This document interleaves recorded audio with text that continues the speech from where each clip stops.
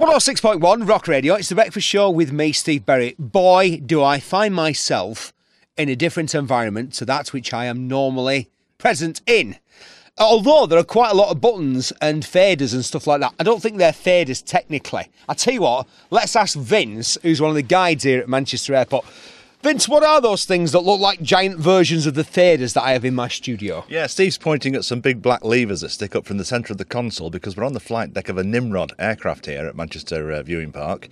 And those things are actually the throttles, Steve. You'll see there's 4 of them, one for each of the 4 engines. Push them forward and you get loads of power, or you used to when this aeroplane was in service anyway. Tell me about those engines, Vince. Rolls-Royce, I would imagine.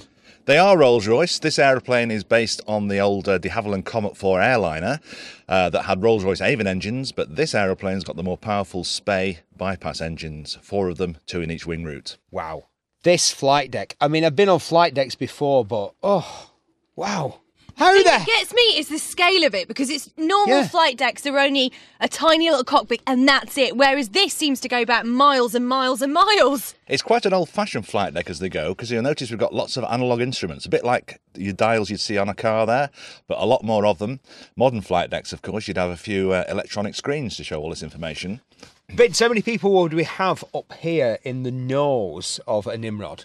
You'd have 2 pilots, Steve, a captain on the left and a co-pilot on the right, and just where we're standing here behind us would be the flight engineer, so 3 altogether. The other thing that I've noticed is the incredible nut and bolt riveting arrangements around the windscreens. Would that be because, I'm gonna shoot myself in the foot now, would that be because the Nimrod flew at such high altitude?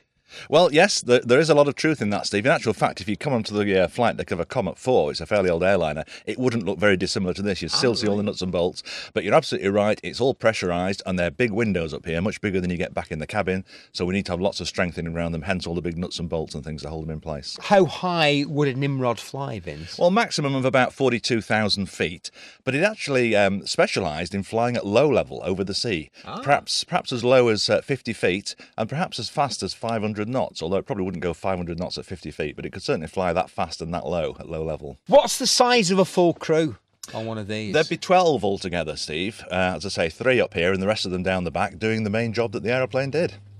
It operated for a hell of a long time, didn't it? Yes, this aeroplane was built over at Woodford, so it's a local aeroplane, as were all the Nimrods, and it went into service in about 1968. This one, I think, was actually 69 when this went into service, and it's been with the RAF right the way through until April the 21st of this year, 2010, when it flew down from RAF Kinloss to land here at Manchester at the Viewing Park, and it was in service for all those intervening years. I tell you what, let's go back and have a look what's in the back of this plane, although it is fascinating here.